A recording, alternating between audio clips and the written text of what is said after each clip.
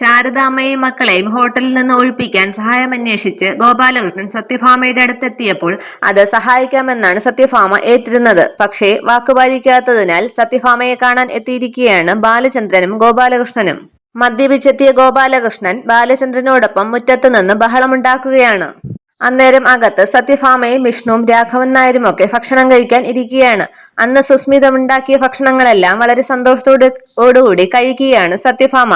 ഈ സമയത്താണ് ഗോപാലകൃഷ്ണൻ മുറ്റത്ത് നിന്ന് ബഹളമുണ്ടാക്കുന്നത്. ഏയ് സത്യഭാമ, ബ്ലേഡ് സത്യഭാമ, ഇറങ്ങി വാ എന്നൊക്കെ പറയുകയാണ് ഗോപാലകൃഷ്ണൻ മുറ്റത്ത് നിന്നും. അകത്തു നിന്നും ആരും ഇറങ്ങി വരാതിരിക്കുമ്പോൾ വീണ്ടും ഗോപാലകൃഷ്ണൻ വിളിക്കുകയാണ്. ഏയ് ആരുമില്ലേ ഇവിടെ, ബ്ലേഡ് സത്യഭാമ എന്നൊക്കെ വിളിച്ച് ബഹളമുണ്ടാക്കുകയാണ്. പുറത്തേക്ക് ഇറങ്ങി വാ, കാണട്ടെ ഞാൻ എന്നും പറഞ്ഞ് വീണ്ടും ബഹളമുണ്ടാക്കുകയാണ് ഗോപാലകൃഷ്ണൻ.